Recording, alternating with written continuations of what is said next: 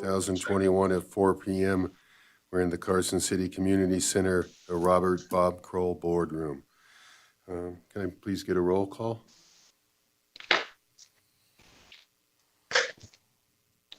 Mike Jones, Present.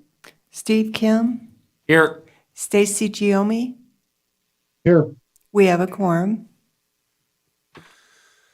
On to item 3, public comment. The public is invited at this time to comment on and discuss any topic that is relevant or within the authority of this public body. Matt, is there any public comment? We have no callers for public comment at this time. All right, thank you. Mr. Chair, this is Stacy. Bobby appears to be on, but her name wasn't called. I'm sorry, Stacy. Present. Thank you, Bobby. Oh, thanks. Thank you, Stacy. Okay. I didn't know she could. All right. Okay. Then Yeah. what- With that, we'll move on to item 4, for possible action, discussion and possible action regarding whether to adopt an official position on Nevada Legislative Assembly Bill 270. I think we have Jim Wells, President of the Nevada State Prison Preservation Society, will give us a brief summary of AB 270. Mr. Wells? Good afternoon. Can you hear me? Mr. Wells, this is Todd Reese. Before you continue, I believe that Bobby has a disclosure to give on this particular item. Yes, this is Bobby Reeder. I do have a disclosure to make.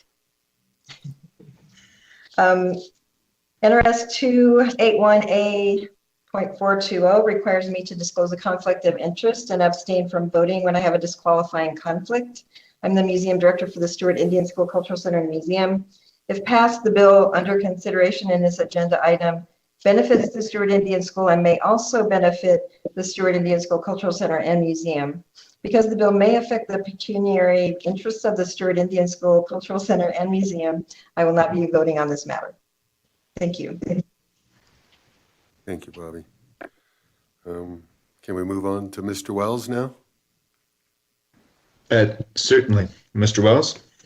Good afternoon, and I'd like to first thank the authority for putting this meeting together on such short notice. The Assemblyman O'Neill, who is the sponsor of Assembly Bill 270, had asked if we could get some additional support from the community. I know the city has submitted a letter of support, and he was hoping that the Cultural Tourism Committee would also submit a letter of support in advance of the work session, which is scheduled for Tuesday, April 6th. Just a kind of a high level of what this bill does. There's 2 components to it. One is for the Stewart Indian School Cultural Center. The second is for the Nevada State Prison as a historical site.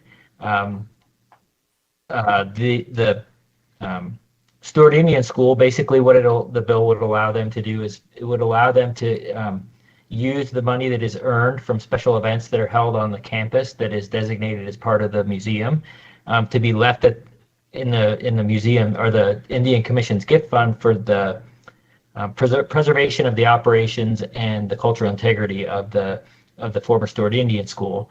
So that is the kind of in a nutshell, what it will do for the Nevada Indian Commission and the Stewart Indian School. On the prison side, it does a couple of things. When the NSP was set up as a museum in 2015, they created 3 trust funds. One of them was, or 2 of them were with the Department of Corrections, the third one with the Department of Tourism and Cultural Affairs. The one at the Tourism and Cultural Affairs is limited in what it can do. It really can only do studying and developing the historic structures.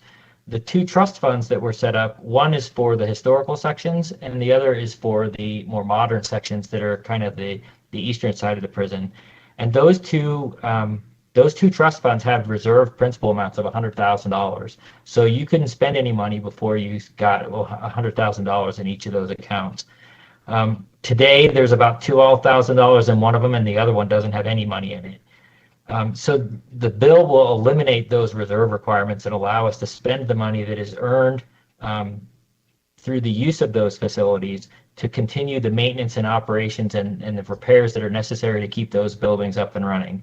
And we have, the NSPPS has raised about $90,000 for memberships and donations, about $50,000 from tours and events, and about another $50,000 in grants to use that we've used to kind of do the maintenance and repairs.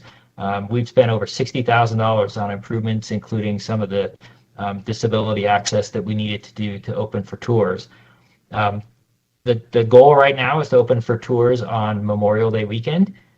So that is, we're still striving for that. We have another meeting next Thursday, but that's our goal.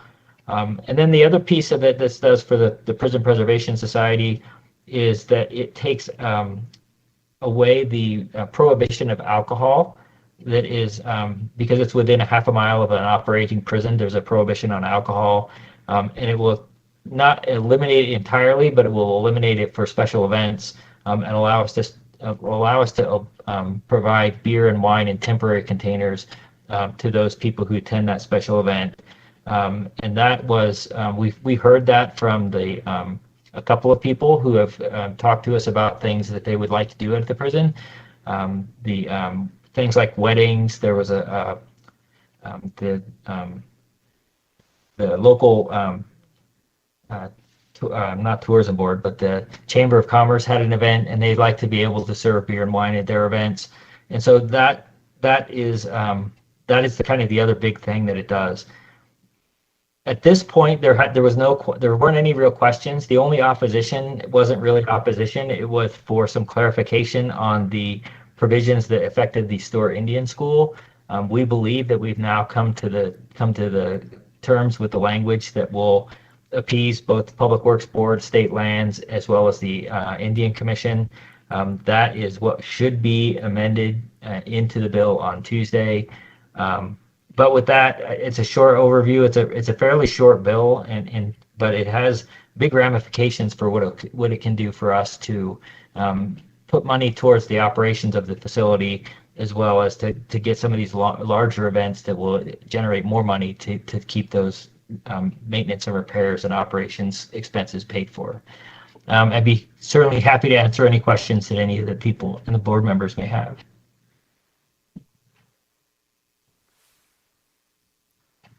Any questions or comments from the board?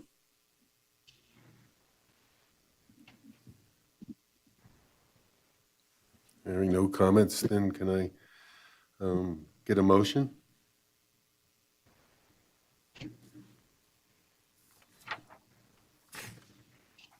No? Oh, maybe. Yeah, I'll do it. This is Stacy.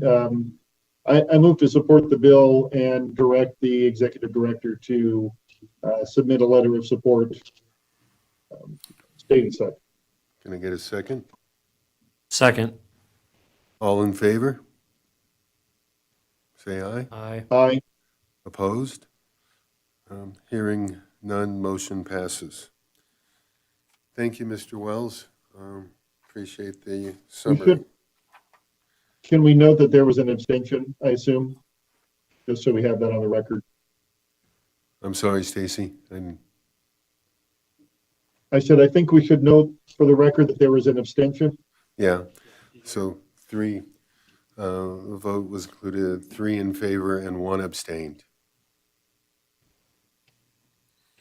For the record.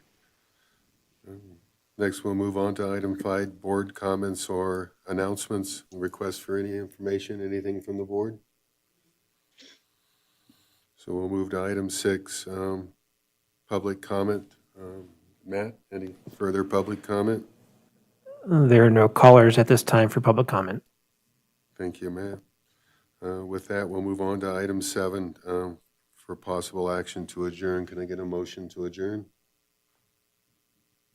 So moved. All right, we're adjourned.